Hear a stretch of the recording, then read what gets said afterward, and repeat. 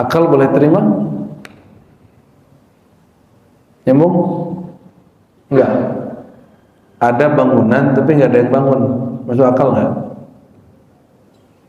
Masuk akal? Masjid jin, bangun jin, berarti ada yang bangun. Siapa? Jin. Oh, dibangun malaikat, berarti ada yang bangun.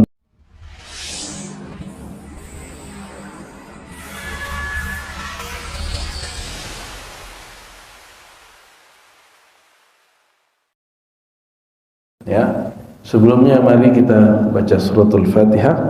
Untuk muallif al-Imam As-Sanusi. Al-Fatihah. Bismillah. Ya Yasin sallallahu ta'ala alaihi.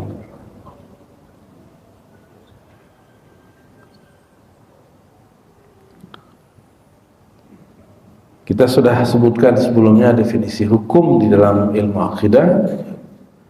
Hukum dalam ilmu akidah itu isbatus syai' wa nafyuhu. Menetapkan sesuatu itu ada atau tiada. Ya, hukum pengadilan juga hari ini sepertinya itu ujungnya. Tapi di dalam hukum ilmu akidah, hukum disebut isbatu amrin wa nafyuhu atau isbatu syai'in wa nafyuhu. Untuk menetapkan sesuatu atau menindakkannya, ada sesuatu yang dia mesti ada, tidak tergambar, pernah tiada. Itu disebut dengan wajib akli. Coba bayangkan ada masjid tapi nggak ada yang bangun. Akal boleh terima? Nyambung? Enggak. Ada bangunan tapi nggak ada yang bangun. Masuk akal nggak? Masuk akal? Masjid jin, bangun jin, berarti ada yang bangun. Siapa? Jin. Oh, dibangun malaikat, berarti ada yang bangun. Ada bangunan tapi nggak ada yang bangun. Akal mengatakan apa? Mustahil. Apabila bangunan kecil, barang kecil ada, mustahil dia ada tanpa ada yang membuatnya. Bagaimana dengan bangunan alam semesta? Dia mustahil ada tanpa ada yang menciptakannya. Nah, itu hukum akal. Hukum akal. Bahasa Indonesia hari ini menyebut akal, tapi bahasa Arabnya aqlun. Ain qaf lam. Ya. Yang berarti yang mengikat. Itu yang bikin kita bisa stabil. Itu yang membuat kita nggak suka was-was. Akal itu yang membuat kita kemudian nggak ketawa-tawa sendiri, marah-marah sendiri, ya.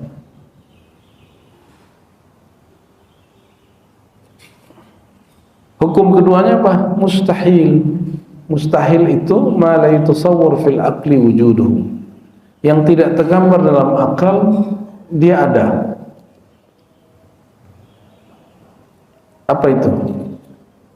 Ada satu bangunan tapi tidak ada penciptanya, pembuatnya. Itu tidak tergambar di akal. Akal kita gak sanggup terima. Ya. Ada buku tapi nggak ada yang nulis.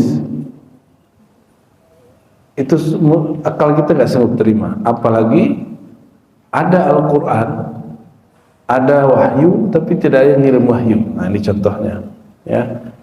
Ma la yatasawwar fil aqli wujuduhu. Jadi mustahil itu mala, apa yang tidak yutasawwar, tergambarkan, fil aqli, di dalam hukum akal, wujudnya, bahwa dia wujud.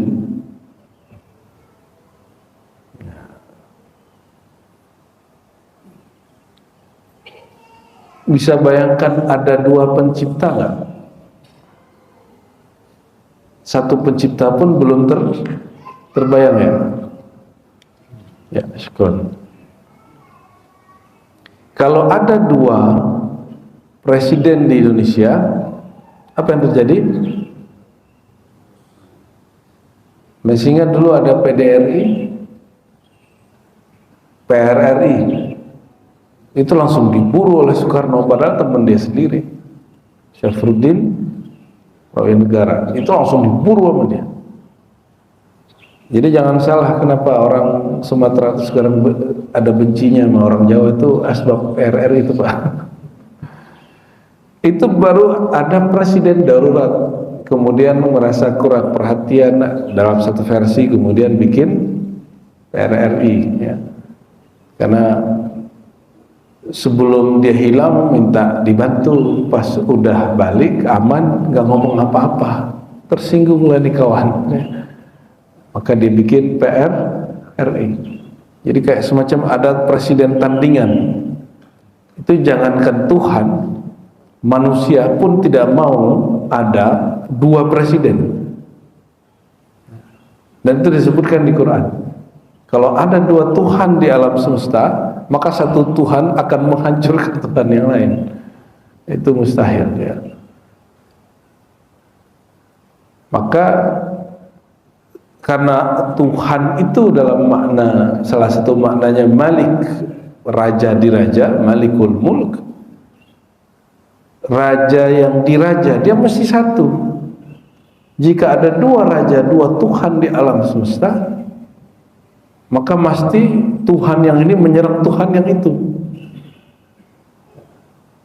Ini nggak usah presidennya masih satu, tapi presiden diawasi oleh DPR, punya kekuasaan yang berbeda. Ini legislatif, ini eksekutif, didemo oleh rakyat. Bukannya saling membantu kadang DPR dengan presiden ini, malah DPR ini kadang mau menghadang program-program presiden, dan sebaliknya, wallahu a'lam, ya. Inilah nastapanya negeri demokrasi. Ya, kalau di Saudi ada orang demo, Pak, ditangkepin. Ya. Di Mesir beberapa tahun lalu orang-orang demo ditembakin karena mereka nembakin tentara. Habis nembakin tentara, besoknya tentaranya nembakin mereka. Oh, di sana pernah mendengar wajib militer? Ya, orang-orang Mesir itu wajib militer. Jadi hampir setiap rumah itu ada orang yang punya akses megang senjata. Negeri kita ini untuk keamanan internal kita ini aman, karena rumah-rumah kita nggak ada nyimpan senjata. Tapi di luar sana, jangankan jauh-jauh, Pak, di Patani aja, ini biasa orang bawa ya laras panjang itu. Kita lebih aman lah. Nabi SAW mengatakan, man hamala alaina silah falaysa minna. Indonesia kan ngamalin hadis ini, ya. Siapa yang bawa-bawa senjata kepada kami bukan bagian dari kami. Kan bikin kita nggak nyaman orang bawa senjata. Negara-negara maju yang katanya tidak ada stres seperti apa? Sampingnya Australia, Pak, New Zealand. Tiba-tiba ada anak muda habis main game nembakin orang. Itu orang bahagia nggak tuh? Bohong. Ada survei yang menyebutkan negeri paling bahagia itu mereka, itu bohong itu. Ya, justru banyak orang stres di situ. Cuma nggak ketahuan aja. Ya, mereka buat indikator secara ilmu empirik, bukan secara kerohanian. Ya, kebahagiaan kan pada rohani, bukan pada ini. Nah, kembali ke sini. Jadi akal itu menolak ada dua, akal politik menolak ada dua raja, dua presiden yang berkuasa pada waktu yang sama dengan kekuasaan yang sama, apalagi dua Tuhan, karena Tuhan itu rajanya di raja alam semesta. Ini contohnya, ya.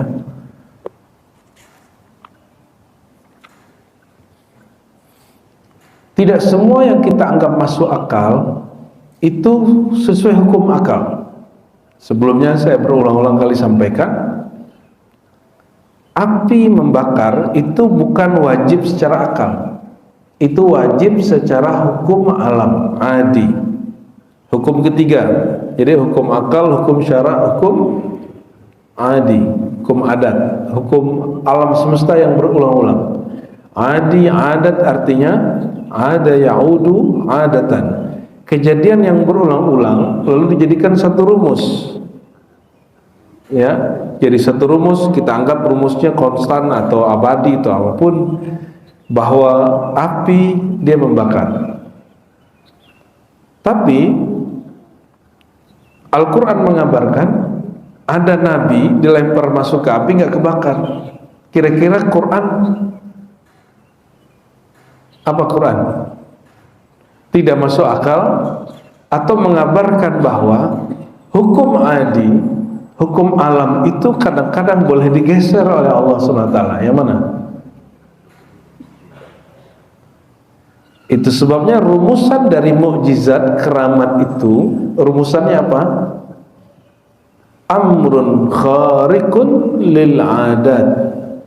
Suatu kejadian yang merobek tatanan hukum alam, bukan hukum akal, bukan hukum syariat. Jadi tidak ada wali yang terjadi keramat padanya dia merobek hukum syariat atau hukum akal. Tidak ada. Wali Allah itu hanya menggeser hukum alam. Nyambung? Ya? Masuk ya? Nah, ini akidah Ahlussunnahnya di situ. Jadi kalau ada wali dia merobek hukum syariat, itu bukan keramat. Ya, itu laknat namanya. Maka ketika Syekh Abdul Qadir Jilani ya didatangi oleh cahaya yang berlapis-lapis lalu mengaku, akulah Tuhanmu, mulai hari ini engkau wali Allah, waliku, maka semua yang haram halal bagimu. Senyum. Kita ini kan kalau ketemu begitu kan nangis-nangis gitu ya, terharu gitu. Aku ketemu cahaya, ketemu Tuhan. Kalau Syekh Abdul Qadir tuh ketemu sesuatu tuh dia santai aja, malah dia mau ketawain. Mana ada Tuhan begitu. Kata beliau, ya al-la'in, wahai yang terkutuk. Langsung beliau tahu, wahai yang terkutuk ya. Mana ada Tuhan mengharamkan yang halal. Jadi karena Syekh Abdul Qadir Jilani dia mengerti hukum akidah, tidak mungkin keramat, anugerah-anugerah rohani bertentangan dengan hukum akal dan hukum syariat. Tidak mungkin. Jadi kalau kita begini, amrun khariqun lisyara, jika ada sesuatu yang merobek hukum syara, namanya apa? Kufrun, kekufuran. Amrun khariqun lil aql, sesuatu yang merobek tatanan hukum akal, namanya apa? Majnun, gila, kegilaan. Ya, bukan kewalian itu, kegilaan. Oleh karenanya berkali-kali kita ulang, berahlus sunnah itu, beragama itu wajib pakai akal sehat. Jadi jangan beragama itu nggak boleh fanatis. Ya, fanatisme itu tidak benar. Fanatisme itu cinta yang berasal dari kejahilan. Lain dengan mahabbah. Mahabbah itu cinta karena mengenal dan berilmu. Nah, ini yang harus kita cari.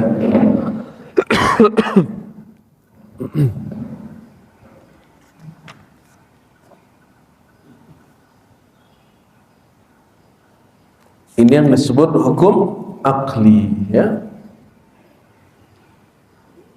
Saya mau tanya nih, dari semua yang Bapak Ibu tahu, mukjizat para nabi, mana yang paling hebat selain Quran? Menghidup orang mati.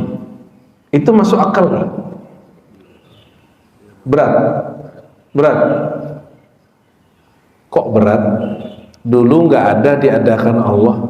Ini sudah ada, cuma mati. Cuma dibalikin hidup, lebih mudah atau lebih susah? Namanya analog ya, kias aulawi. Analogi prioritas. Dulu orang mati itu tidak ada, Allah adakan. Sekarang barangnya sudah ada, tinggal nyawanya dikembaliin. Lebih mudah yang mana? Gitu Pak. Jadi Nabi siapa? Nabi Isa Ada orang yang sudah meninggal 3 hari yang lalu, dia bilang begitu, ya. Begitu dibawa ke dia, dibacain asmaul izam, pakai nafasnya, balik lagi. Sulit terima itu Pak ya, sulit. Akal kita sulit, kenapa? Belum ketemu kaidahnya. Jangan katakan tidak masuk akal, tapi katakan akalku belum menemukan rumusnya. Atau katakan akalku belum sampai. Karena akal orang itu bertingkat-tingkat. Yang tidak benar itu ada kalimat mustahil. Mustahil itu sesuatu yang tidak rasional. Ada yang di atas rasional. Akal kalau nggak sampai ke situ, itu disebut bukan irrasional tapi unrasional. Itu beda. Akal kita belum sampai ke sana, bukan berarti dia tidak ada. Anak kecil nggak bisa membayangkan kok bapaknya bisa beli rumah, kok bapaknya bisa produksi duit. Anak kecil tuh akalnya nggak nyampe. Bukan berarti itu tidak mau. Jangan-jangan kita ini masih kecil Pak, kita udah merasa besar. Anak kecil kalau bapak ibunya tidak ngasih dia barang yang dia mau, disebut bapaknya jahat. Itu nggak? Dia gampang sekali merumuskan kejahatan. Coba kalau semua hakim di dunia ini seperti anak kecil ya, dan lain sebagainya. Anak kecil kehilangan barang, apa mainan anak kecil yang paling sederhana? Anomali ya. Barangnya hilang, dia nangis. Padahal barang itu bisa dibeli lagi. Kalau bapak ini kehilangan handphone kan santai aja. Betul ya? Kecuali kehilangan flash disk. Sahroni maksudnya. Ya, kita doakan semoga Allah mengilhami amanah keadilan kepada wakil-wakil rakyat ya. Eman kita dengar-dengar begitu. Padahal di antara wakil rakyat yang agak waras dia itu Pak. Kalau ngomong-ngomong dulu ya track recordnya agak lumayan sesuai dengan hukum akli lah. Tapi kok belakangan ya karena di dunia politik nggak cukup orang berakal, mesti dia punya perasaan, punya rasa sosial yang tinggi, emosionalnya. Ya, walaupun dia kaya, dia nggak boleh menunjukkan dia kaya kalau wakil rakyat. Bapak kalau mau jadi orang kaya, benar-benar kaya, jangan jadi wakil rakyat. Kalau ingin flexing, jadi orang biasa aja Pak. Jadi pengusaha aja kan. Jangan jadi pejabat, jangan jadi wakil rakyat. Karena akalnya wakil rakyat ini beda dengan akal pengusaha, beda lagi dengan akal politisi dan lain sebagainya ya.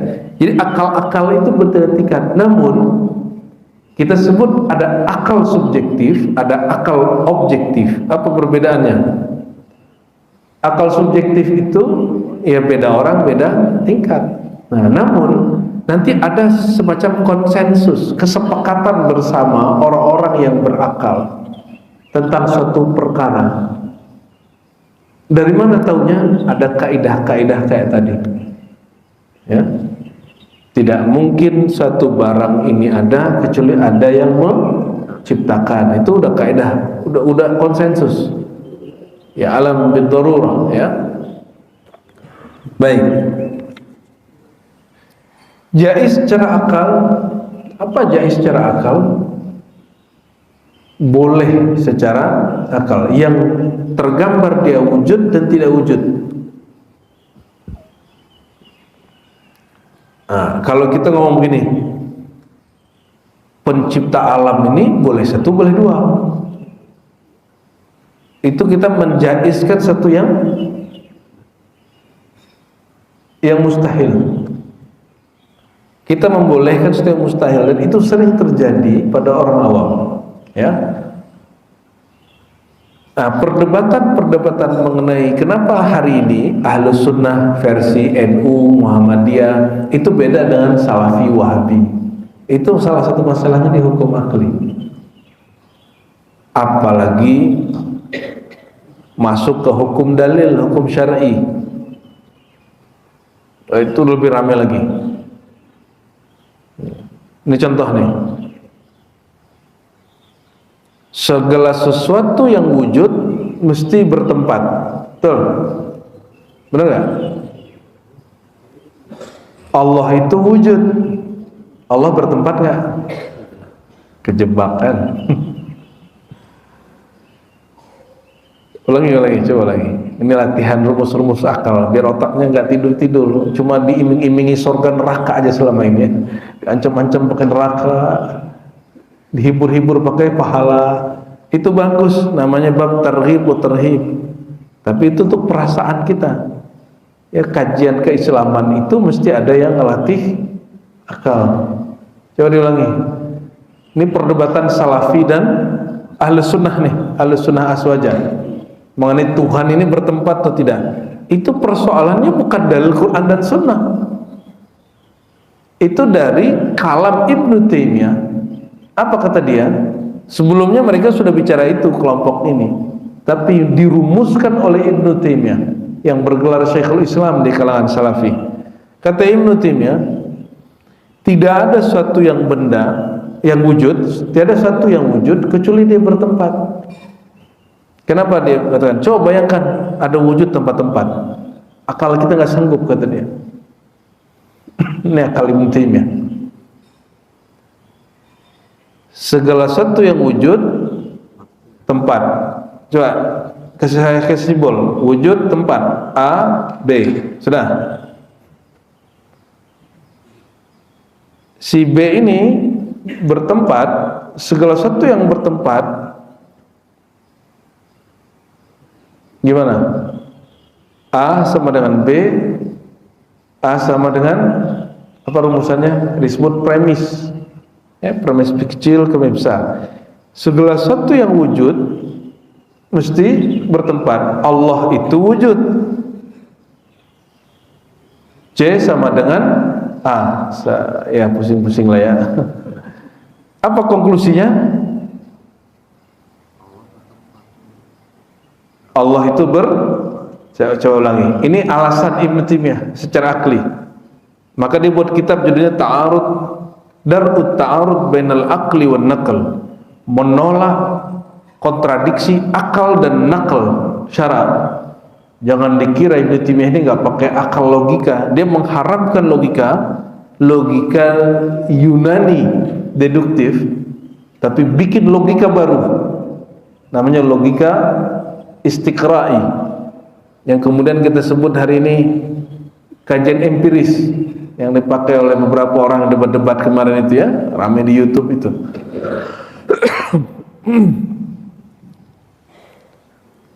Segala sesuatu yang wujud A, bertempat B. Sekarang subjek yang lain, yang ketiga, Allah itu C sama dengan A. A tadi apa? Wujud. Allah itu berwujud. Konklusinya C sama dengan B. Allah itu bertempat. Itu logika Ibnu Taimiyah.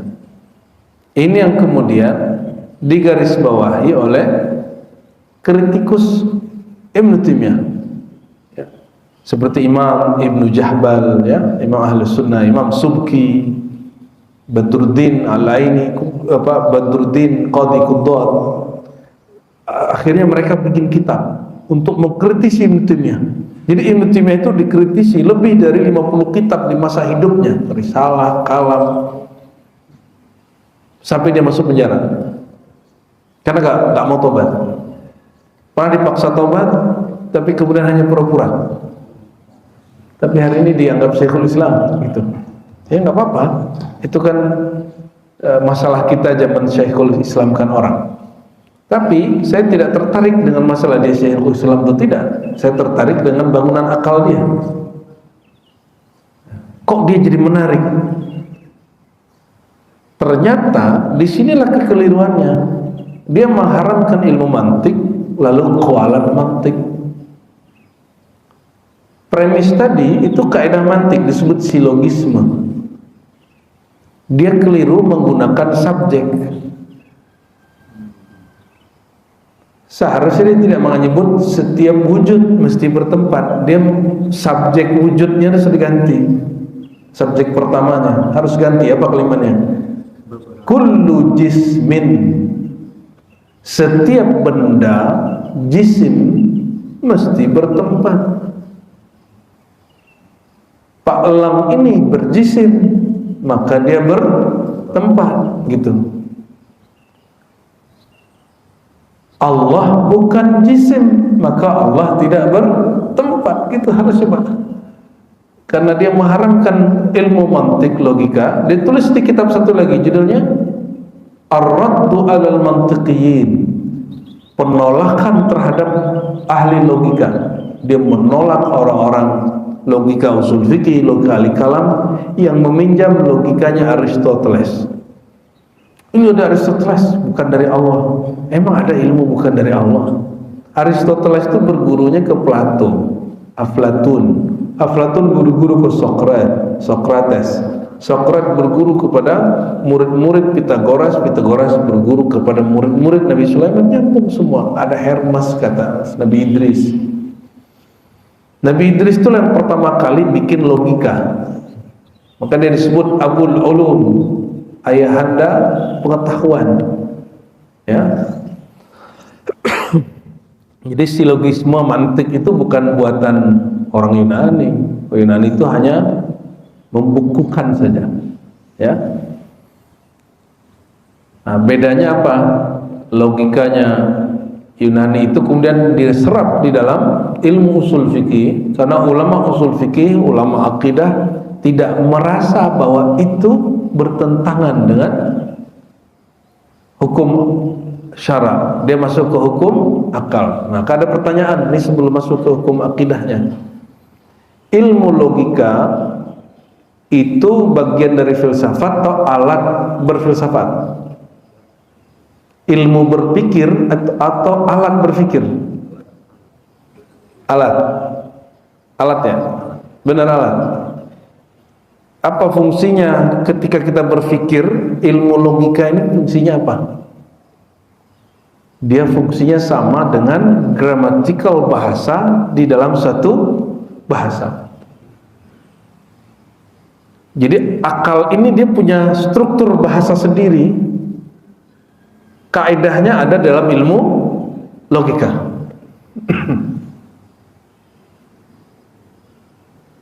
Kalau ini diharamkan, siap-siap jadi bodoh.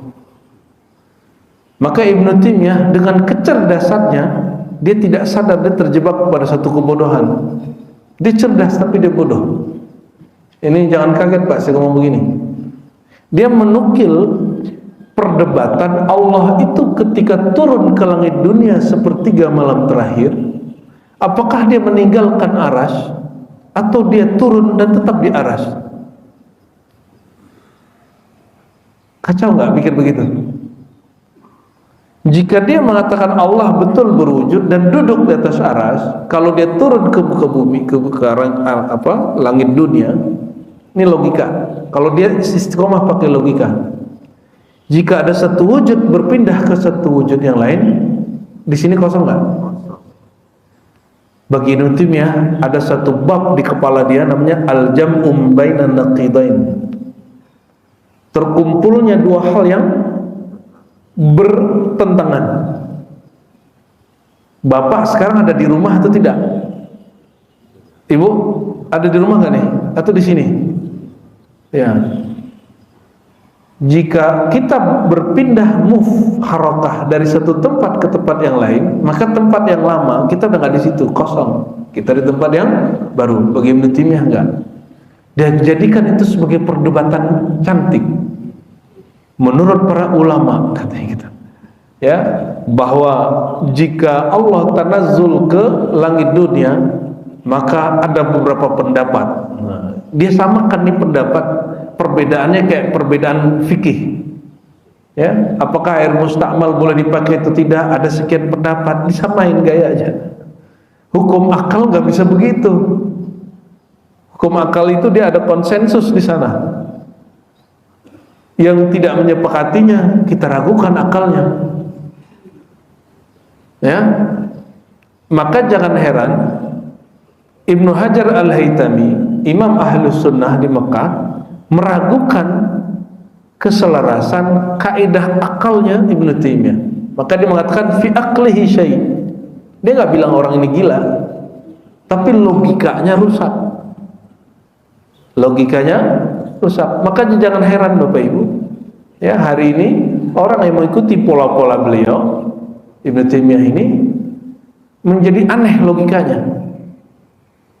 Ya, contoh. Bab tadi apa? Tuhan cukup dengan hadis budak perempuan ditanya Nabi, di mana Allah? Lalu si budak menjawab, di langit. Di mana Allah? Jawab si perempuan apa? Di langit. Pertanyaannya, Allah itu di langit apa di aras? Allah di langit apa di aras? Atau enggak di langit, enggak di aras? Ya. Hadis tentang, anggaplah ayat Ar-Rahman 'alal arsy istawa, Allah bersemayam di atas aras. Lalu ada hadis yang mengatakan Tuhan di langit. Bertentangan enggak? Langit dengan aras beda enggak? Beda. Bumi, langit, di atasnya kursi. Ya, Lauhul Mahfuz, ada surga, Jannatul Ma'wa, di situ ada Sidratul Muntaha, baru di atasnya aras, dan dia meliputi alam semesta. Dan dia juga makhluk.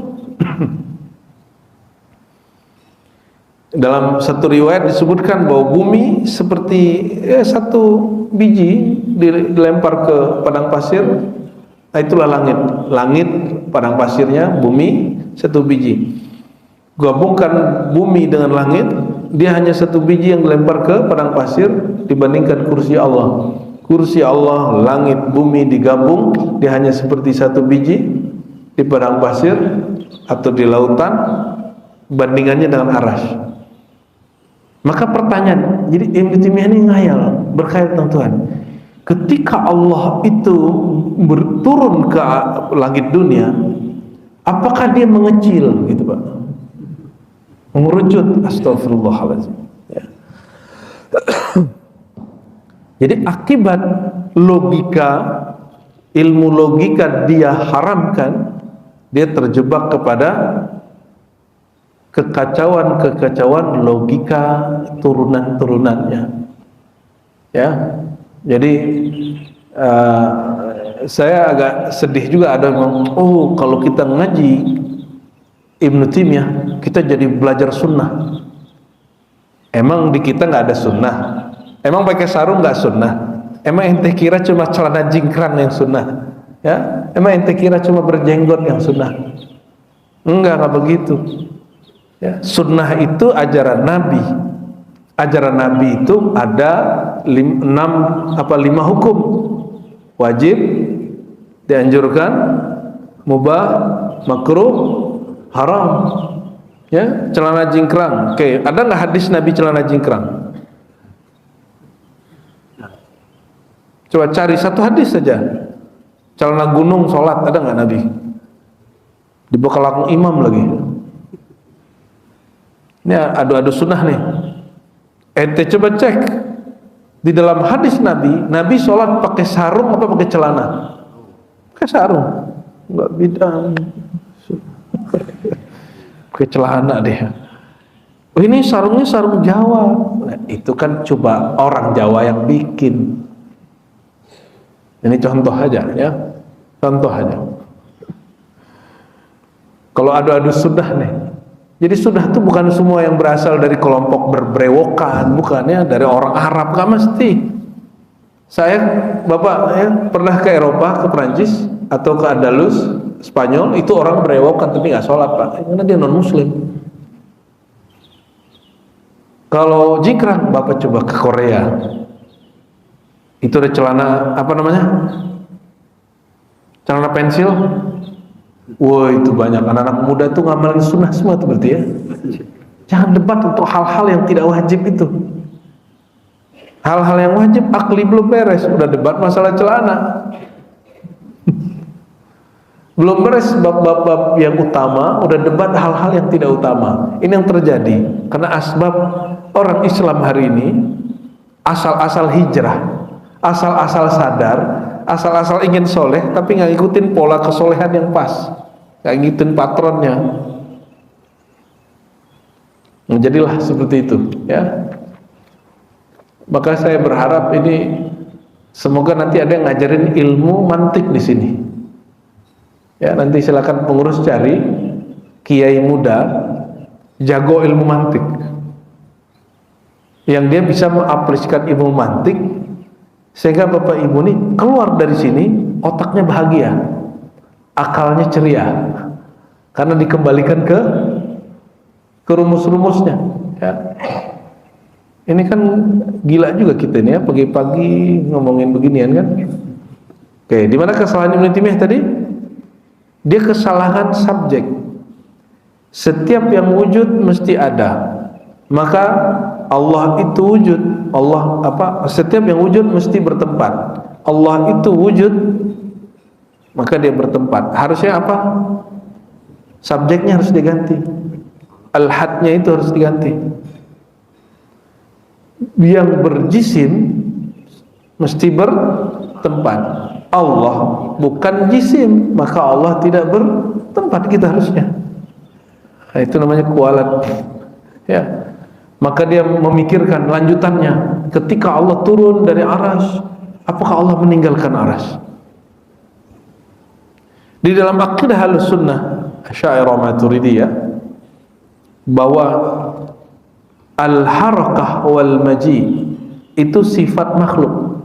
Gerak dan datang. Datang itu berpindah. Itu sifat kemakhlukan. Maka jika disebut di Quran wajah rabbuka, Allah datang, itu bukan datang secara jismiyah, bukan datang perpindahan. Kenapa? Jika jisim berpindah, dia meninggalkan tempat yang Bapak ini jisim atau bukan? Tubuh benda atau bukan? Benda. Ketika Bapak berpindah dari rumah, masih adakah Bapak di rumah? Tidak ada. Oke, kalau Allah datang, apakah Allah meninggalkan aras? Anggaplah Allah bersemayam di aras. Saya nggak bilang Allah bertempat di aras. Istawa aja, istawa. Istawa sebagaimana yang Allah mau. Kayak ikutin logika mereka. Sedikit aja. Ya, Allah bersemayam di atas aras. Ya, aras itu meliputi alam semesta. Jika dia turun ke bumi atau ke langit dunia sepertiga malam terakhir,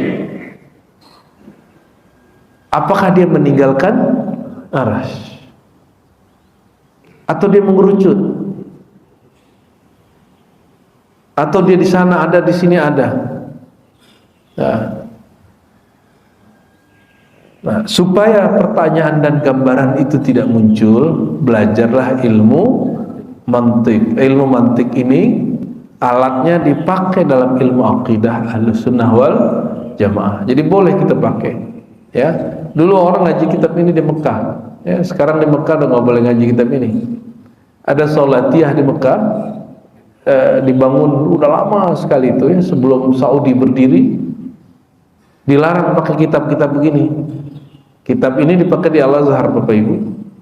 Dilarang pakai kitab begini, harus pakai kitab yang kayak tadi. Kitab yang aneh-aneh tadi itu. Akhirnya beberapa madrasah covernya judul yang dari pemerintah, isinya kitab kita. Waktu diperiksa ketahuan, dibalik lagi, dibubarin sekolahnya ya. Allahumma sholli ala Muhammad ya. Nah, kalau hukum akal sudah selesai, kita masuk pagi ini sedikit saja ya. Hukum syar'i. Hukum apa itu hukum syar'i? Orang kalau disebut hukum Islam, apa yang disebut hukum Islam? Wa man lam yahkum bima anzalallah fa ulaika humul kafirun. Siapa yang tidak berhukum dengan hukum Allah, maka dia kafir, fasik, munafik.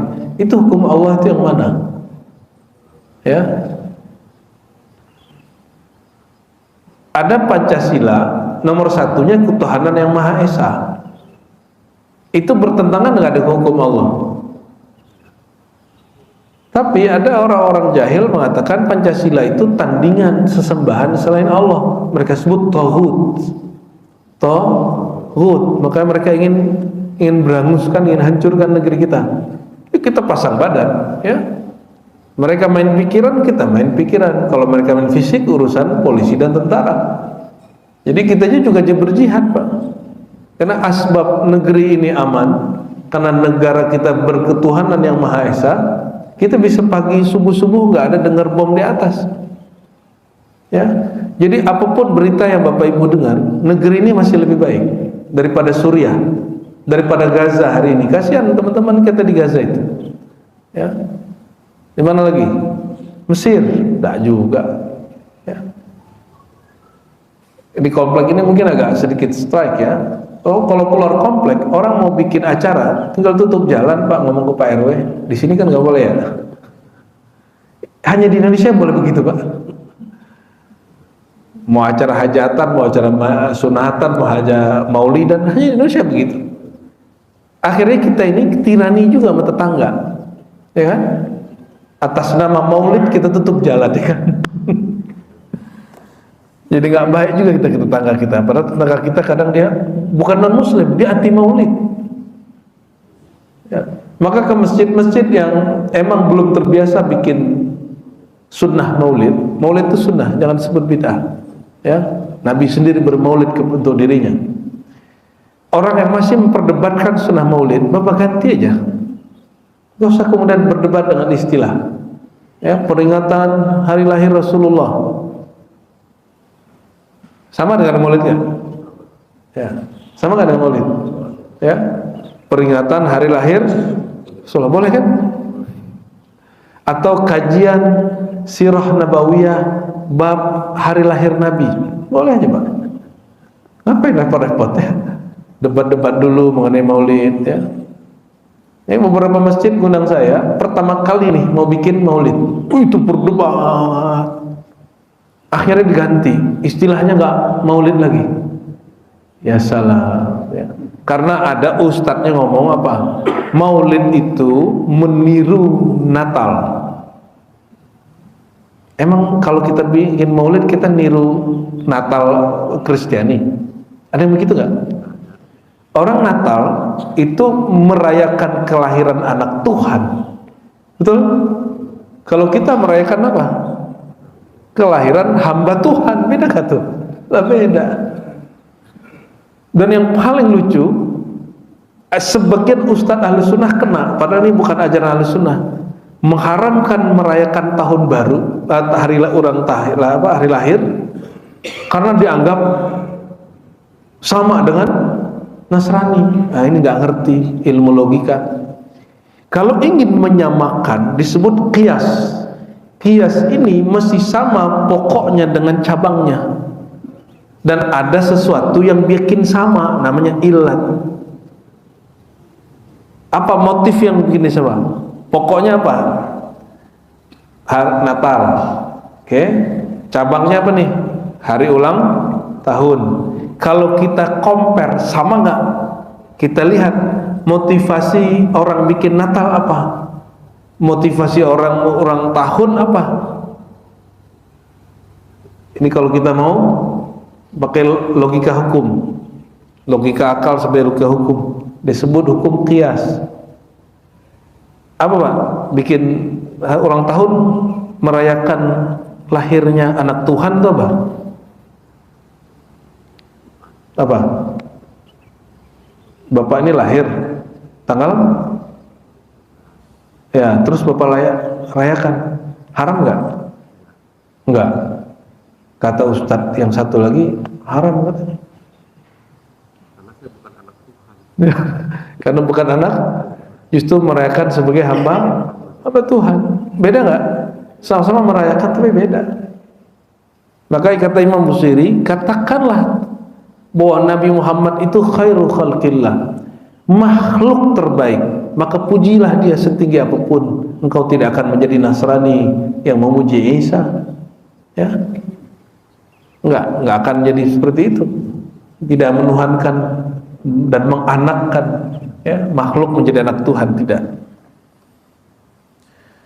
Nah, apa yang disebut hukum syariat, ya? Hukum syariat huwa khitabullah ta'ala al-muta'alliq bi af'alil mukallafin bit talab aw al-ibaha aw al-wad'i lahumā. Khitabullah, kalam Allah, tuntutan Allah, perintah Allah, gitu, ya. Khitab. Kita kalau berkhutbah, kita berkalam-kalam lah. Maka khitab boleh diartikan kalam-kalam Allah atau titah Allah Ta'ala yang berkaitan dengan af'al mukallafin, berkaitan dengan perbuatan orang yang sudah kena beban.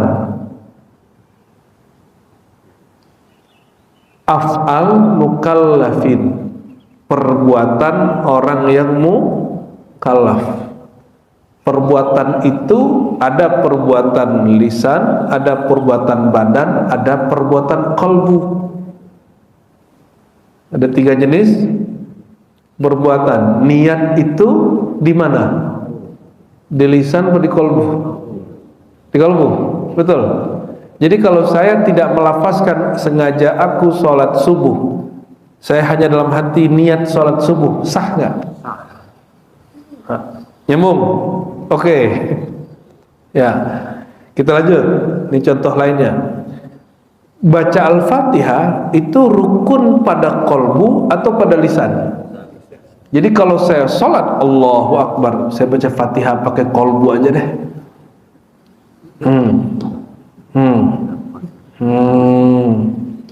Amin gitu. Gimana Pak? Sah gak sholatnya? Nggak sah, kenapa? Karena dia hukumnya berkaitan dengan perbuatan lisan. Contoh lainnya, ini kebalik-balik orang kalau jadi walinya wali setan Pak, atau wali gila. Wali yang logikanya nggak nyambung. Wali kok nggak punya logika? Contoh nih, aneh udah nggak perlu sholat bro, kenapa? Tuhan udah di dalam, ya, ngapain lagi sholat? Tuhan di sini. Masa Tuhan sholat? Aneh gak? Ya, Tuhan sudah di sini. Loh, sholat itu bukan urusan hati aja. Sholat itu ada rukun pada badan, ada hukum perbuatan pada badan, ada pada lisan, ada pada kalbu. Ya, karena dia tidak mengerti hukum syariat, hukum akal, hukum adat dengan baik, akhirnya bolak-balik. Tujuan dari sholat mengingat Allah, betul? Ya, dia merasa sudah mengingat Allah dalam kalbunya, maka dia kemudian cut nih semua ini. Padahal mengingat Allah itu perbuatan, mengingatnya lisan menyebut, mengingatnya diri, kalbu, ruh itu betul ingat, recall, remember, ya, mengenang. Kalau mengingatnya ala badan apa? Ruku dan sujud. Ruku sujud itu zikirnya badan. Bukan berarti kalau sudah jadi wali itu nggak ada ruku dan sujud. Nah itu kalau dia paham orang begitu. Giliran sholat, dia cukup katakan saya eling aja. Ya, kenapa? Saya sudah kenal hakikat zikrullah, hakikat sholat. Kalau gitu, sudah kenal hakikat makan belum Pak? Sudah. Kalau gitu, kalau lapar, gak usah makan nasi. Jadi yang di depan tuh nanti semuanya gak usah makannya. Cukup dipandang saja lalu dihakikatkan. Mau begitu? Gak adil. Giliran lagi lapar, pakai bab syariat, bab adat. Giliran lagi ngeres, punya birahi syahwat, cukup bayangkan aja Pak kalau bisa, ya. Cukup dihakikatkan, bisa nggak? Jangan kawin, jangan nikah, nggak bisa begitu. Jadi giliran urusan syahwat, atas perut dan bawah perut, dia pakai hukum af'al mukallafin yang zahir. Ya, makan itu, kenyang itu di mana? Saya mau tanya. Kenyang itu di perut atau di rasa? Benar. Sudah tahu belum hakikat rasa kenyang?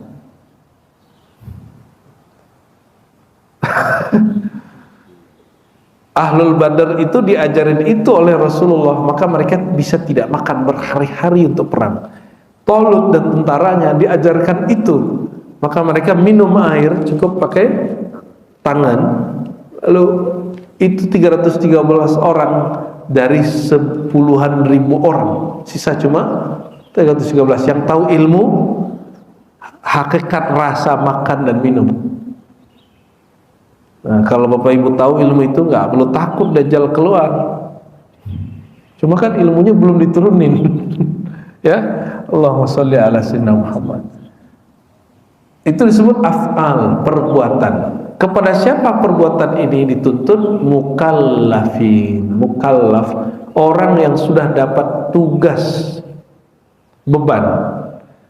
Anak kecil umur 5 tahun sudah dapat tugas sholat belum? Kenapa? Belum. Kenapa? Belum ada beban itu. Dia belum berakal. Bapak tidur, azan Isya, bukan azan Isya panjang ya, azan maghrib kelewat sampai Isya, itu kena hukum nggak? Tidur. Kalau ketiduran, dosa nggak? Ketinggalan sholat maghrib lewat bablas sampai Isya? Enggak. Asbabnya apa? Tidur itu apa yang terjadi? Akalnya hilang. Kalau dulu mabuk, kalau sekarang nggak perlu mabuk. Orang cukup ya berobat, kasih dibius, dia nggak sadar beberapa jam, betul nggak? Dia kayak oleng ya. Maka hukum tidak berlaku bagi dia. Nyambung sudah? Baik. Maka yang dapat, yang menjadi objek, dapat tugas, itu orang yang berakal. Kalau dia berakal tapi dia belum beriman, kena nggak?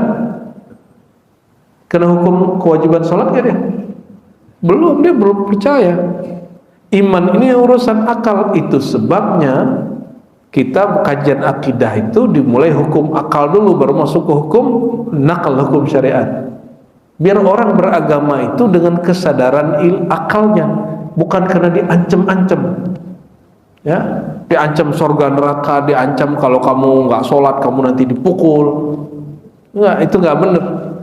Ya, ini yang saya ulangi. Imam Ahlus Sunnah Abul Hasan Al-Asy'ari mengatakan orang berislam karena kesadaran akalnya, qalbunya lebih baik daripada orang yang berislam karena takut diancam. Kok bisa begitu? Kalau orang yang takut diancam, jika pengancamnya hilang, pergi mati, dia balik lagi. Tapi kalau orang, nah ini contoh nih, ada artis masuk Islam, ya, karena menikah atau karena kesadaran dia tentang Islam, atau karena ikut-ikutan. Kenapa? Kan ada beberapa artis yang disebut sama salah satu ustadz pesek tuh ya. Ya kan, ada artis yang juga cantik, nggak pesek, dia belum berjilbab, tapi dia mengenal Islam dengan kesadarannya, anak filsafat UI, dan dia menyatakan syahadat masuk Islam, tapi dia belum sanggup pakai syariat berjilbab. Dia masih sanggupnya yang lima itu, barangkali ya. Ya nggak ada masalah juga sama kita. Yang penting dia sudah mau syahadat. Tidak ada paksaan. Nah, kenapa orang ini ketika dihujat sedikit keluar, atau dia bercerai dengan pasangannya, dia masuk Islam karena dia cinta ke pasangannya, bukan karena cinta kepada Islam. Ya.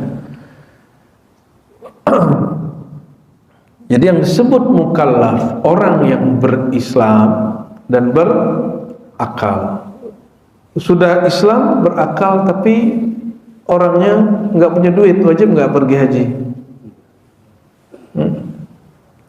Mohon maaf, dia nggak mendengar dan tidak melihat, wajibkah dia sholat, Pak? Masih wajib? Harus dikasih tahu. Gimana cara ngasih tahu? Dia nggak dengar, Pak. Gimana cara ngasih taunya? Kalau dia punya mata nggak mendengar, kita bisa kasih tahu lewat tulisan. Kalau dia punya telinga, pendengaran tapi nggak melihat, kita bisa kasih tahu lewat kata-kata. Ya, itu yang dipakai oleh saudara-saudara kita yang disability ya. Mereka punya Quran Braille apa segala macam itu. Ketika tidak ada alat yang menyokong untuk melaksanakan itu, dia tidak mukallaf. Disebut ahliyatun lil ada. Dia memang diberikan Allah anugerah untuk menjalankan itu. Ada alatnya. Kalau tidak ada, ya nggak wajib. Tidak mukallaf. Ya.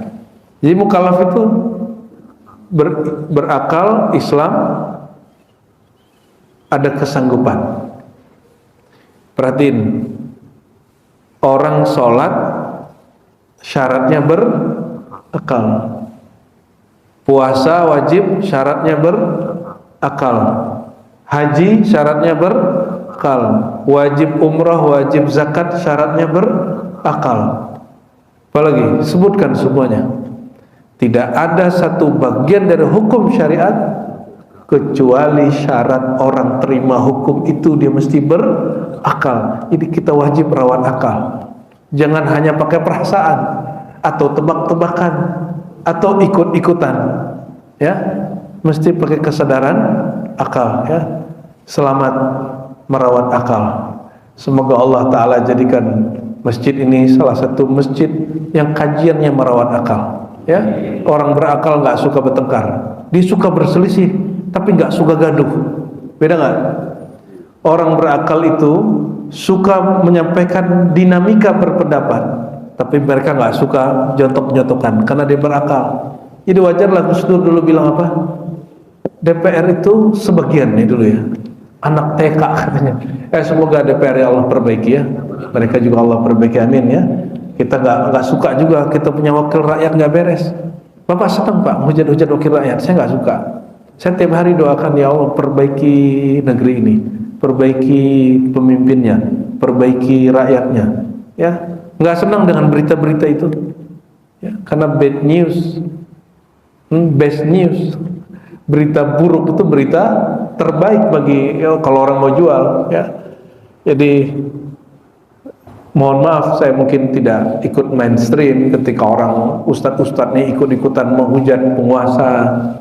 Saya siapapun penguasanya perhatiin kajian saya dari dulu sampai hari ini. Walaupun saya tidak coblos orangnya, saya doakan kebaikan. Apalagi yang saya coblos Pak. Apa yang saya kemudian mendukung dia. Ya. Jadi ini akidah Ahlus Sunnah. Akidah Ahlus Sunnah itu berbeda apapun kita dengan pemimpin, kita nggak boleh berontak. Kita boleh menyampaikan pendapat kita, tapi kita nggak boleh berontak, karena pemberontakan bukan ajaran Ahlus Sunnah, itu ajaran Khawarij dan kelompok Jabariyah. Imam Jabariyah ya, itu Jaham bin Safwan berontak. Ya, sebagian besar Syiah berontak dulu.